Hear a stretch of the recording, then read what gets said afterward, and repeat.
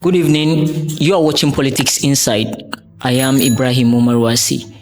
Yesterday, a fiery confrontation erupted in Israeli synagogue as opposition lawmaker Naama Lazimi accused Prime Minister Benjamin Netanyahu of indirectly funding Hamas through Qatari cash transfers and ignoring prior security warnings that led to October 7, 2023 attacks.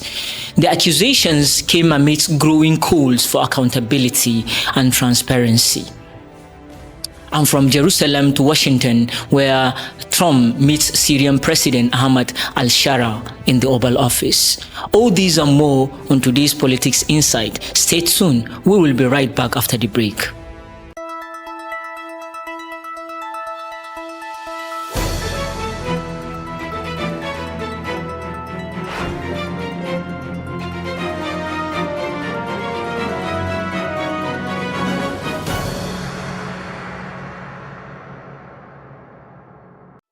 Welcome back.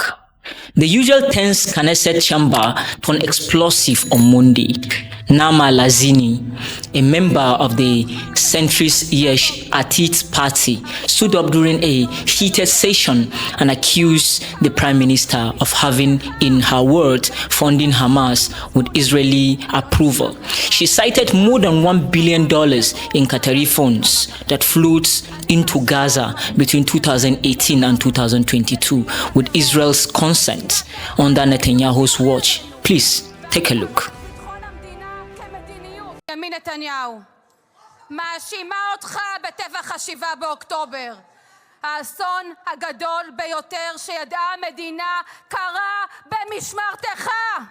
גם אם אתה ישן עם מצפון נקי, לא נשכח לך, נזעק את ההפקרה, תקום ועדת חקירה ממלכתית. אני מאשימה אותך בנימין נתניהו במימון החמאס, בבניית הטרור ועצימת העיניים האיום הקיומי עלינו, בהפקרת ביטחון המדינה כמדיניות. ביטחון הוא לא אינסטרומנט פוליטי, שמעת? הוא מעל הכל. אני מאשימה אותך נתניהו, הפכת את הציבור העובד והמשרת לחמורו של משיח. יצרת את ברית ההשתמטות והסיפוח. גבורת הלוחמים נעלמה מעיניך, אבל לא מעינינו. היא האור שאיתו נבנה מחדש. אני מאשימה אותך נתניהו, השחיתות האישית שלך הפכה למכת מדינה.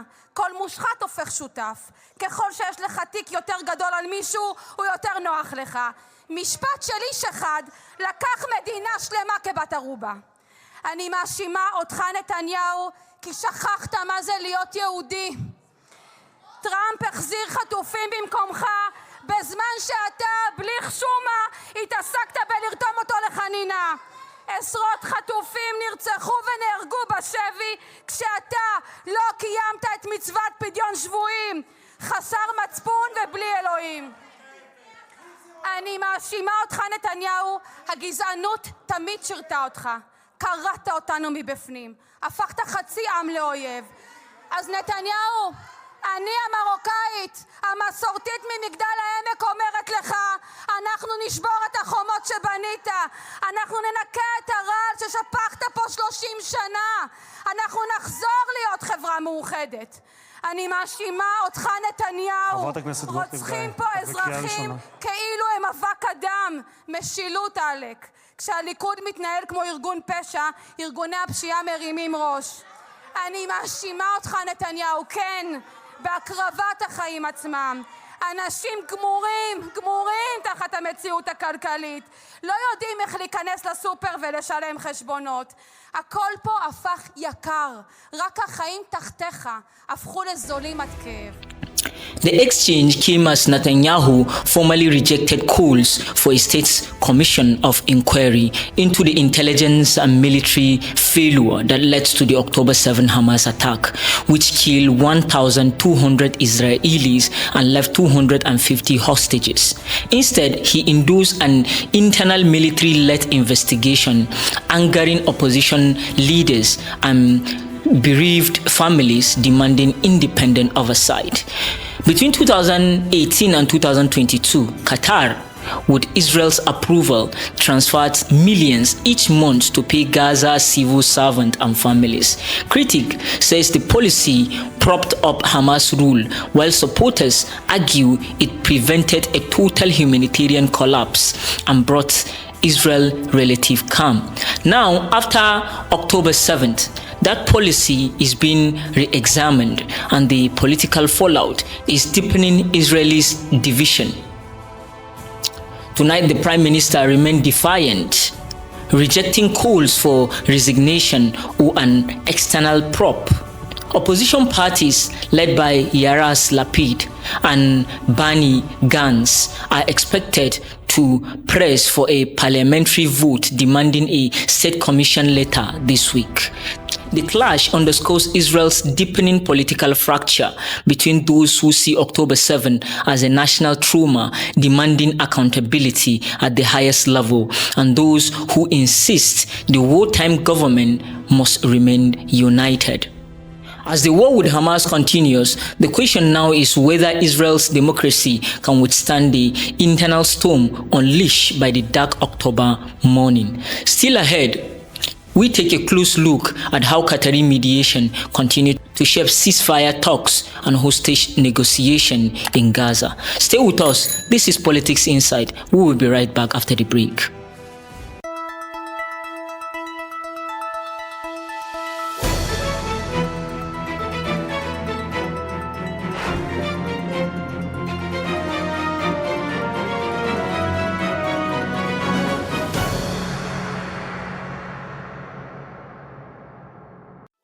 Welcome back. Now from Jerusalem to Washington, D.C. In Washington, D.C. today, a moment that has stunned diplomats worldwide. For the first time since 1946, a Syrian president has walked through the doors of the White House.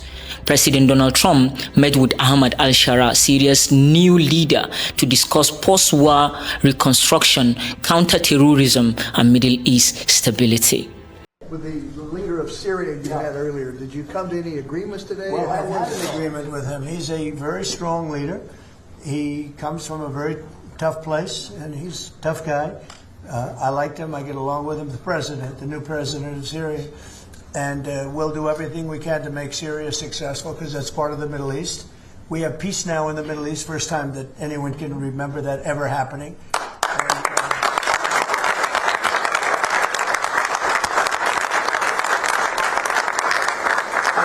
Syria is a very big part of the Middle East, very important part. If you look back at Syria, for years they had the doctors, the lawyers, they had so many of the great intellects. It's an amazing place with great people, and we want to see Syria be successful along with the rest of the Middle East. So I have confidence that he'll be able to do the job, absolutely. It was a scene few could have imagined a year ago, an American president welcoming a former U.S. designated terrorist, once linked to Al-Qaeda, now the head of a new government in Damascus. The two leaders met for nearly 2 hours behind closed doors, discussing Syria's reconstruction after the fall of Bashar al-Assad in December 2024, renewed anti-ISIS cooperation, and efforts to locate missing American hostages, including journalist Austin Tice. By President Trump, the leader of the free world, in the Oval Office. It's pretty much the highest honor somebody can receive here in the United States. How did that meeting go? What commitments did you make to the president? And I think most importantly for Americans, are the U.S. and Syria now allies? صحيح. بداية خلال 60 سنة الماضية كان سوريا At the outset, in the last 60 years, Syria was isolated from the rest of the world, and there was a cutoff between the United States and Syria. And this is the first time a Syrian president visits the White House since the establishment of Syria in the 40s of the last century. And so after the fall of the former regime, Syria has entered into a new era, and this will build on a new strategy with the United States, especially with the United States. The White House announced a 6-month sanctions relief under the Caesar Act, a move officials describe as conditional and symbolic. meant to test al-Sharaa's commitments to democratic transition and regional peace. To join the West wholeheartedly, he needs to join the Gulf Arab states and the United States, push back against terror. And if he does that, we can help him build out a united, contiguous Syria.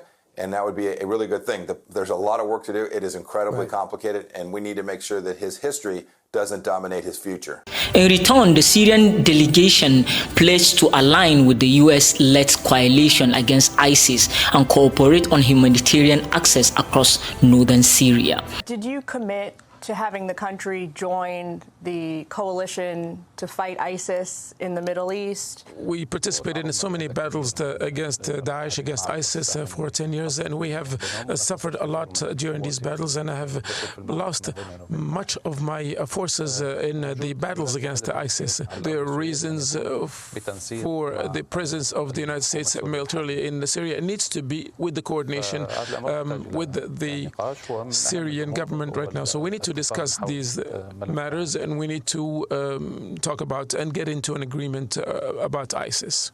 Ahmed al-Sharaa rose from the chaos of Syria's decade-long civil war, once commanding a faction that fought both ISIS and Assad regime. After Assad ouster late last year, the US-backed Transitional Council elevated him to the presidency, a move many see as pragmatic but controversial given his militant past. Reactions across the Middle East were mixed. Tehran condemned the meeting as legitimizing terrorism, while Riyadh and Abu Dhabi pressed it as a step towards lasting peace. In Jerusalem, Israeli officials cautiously welcomed the talks, saying any reduction of Iranian presence in Syria will serve regional stability. The optic of this landshake may redefine Washington's Middle East policy. What was once unthinkable, an American president greeting a man once blacklisted by the US Treasury, now symbolizes a calculated gamble. That engagement might succeed where isolation fails.